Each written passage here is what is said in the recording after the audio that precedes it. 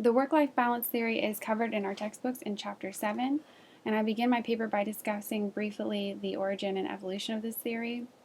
This theory goes all the way back to the late 19th century when there were very few labor laws.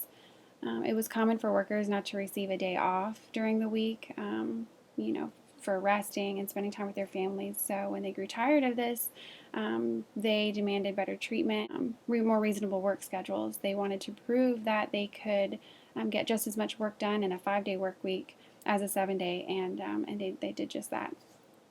So first, let's define the term work-life balance. This term essentially means to attain and also maintain a balance between paid work and life outside of work. I chose this theory because of its relevance in my life, and I'm sure many of yours. Our workforce is becoming more and more competitive, and as a result, it requires us trying to make it and grow successful in our chosen field to devote more and more time to keep up with all of the competition we're facing. Therefore, the primary focus of my paper was to give the readers you an understanding of the effects an unbalanced life can have on a person and methods to creating a functional and long-lasting work-life balance. The theory itself mentions 4 major life roles, of which I kind of mentioned earlier. They are family, work, leisure, and education. These roles take up the majority of our time and our emotions and relationships.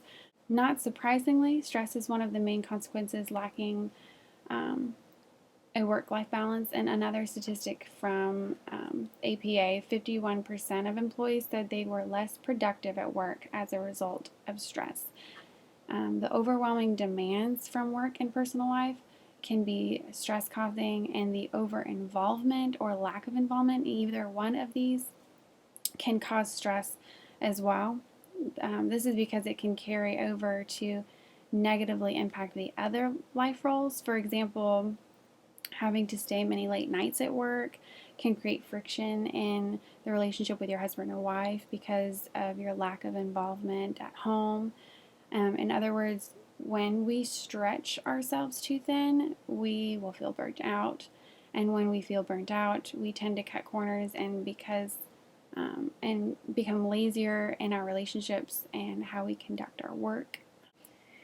This theory is interesting because it really explains how the various roles in our life can tug us in opposite directions, but at the same time, each role in our life affects the other.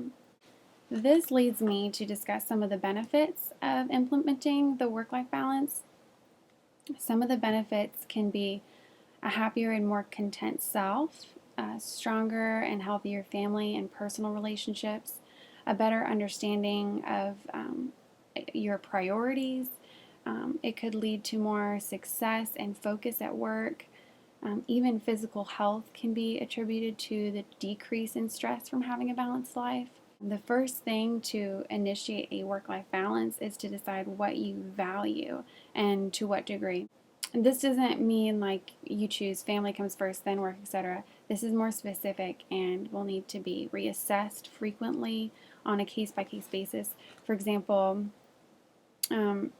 what's the highest priority today? Is it finishing the project at work, or is it making it to your son's baseball game? The next step is to think long-term, how each choice is going to affect you, how it's going to affect your family, your job, and so forth in the future. The project, it may need to be finished tonight, but how important is it to your son that you are there for the game? Considering these outcomes, the foreseeable outcomes of the choices you make with your time management, will make decisions more clear and easier to make in the future. 2 ways the textbook mentions to maintain a positive attitude is to be optimistic and to remain calm and composed when you are experiencing difficult or stressful situations. Also, we want to be present-minded when we're at work. Even though an employee is physically at work, mentally he could be anywhere else, thinking about his plans for the weekend and stressing about some personal issue. Being fully committed and focused on a on your daily tasks at work is so important. Similarly, we should maintain the right attitude when spending time in personal relationships and don't spend family time thinking about work or zoning out in front of the television or computer. We need to be present when spending time with loved ones and make the most of it. It's easy to take a back seat to spending time with loved ones, and it can be hard to engage family members in conversation when you really feel burnt out. If personal time is needed, find a soothing activity such as reading, watching a television program, working outside, and do it uninterrupted. One author put it like this: it's not about the amount of time we spend with our families, it's about how engaged we are during the time we do have with them. For further research on this subject, I recommend taking a look into what the Bible says on related issues such as contentment, work issues, or work ethics, family obligations, and the Christian mindset. The verse in Colossians chapter 3, verse 23 discusses the right mindset to have when working. It says, "Whatever you do, work at it with all your heart, as working for the Lord."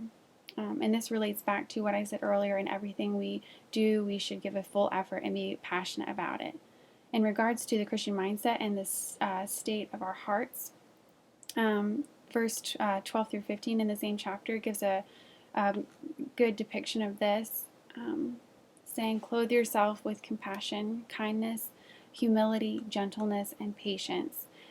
And over all these virtues put on love, which binds them all together in perfect unity. Let the peace of Christ rule in your hearts." I believe that implementing the work-life balance with a Christian mindset will lead to a more peaceful and content self.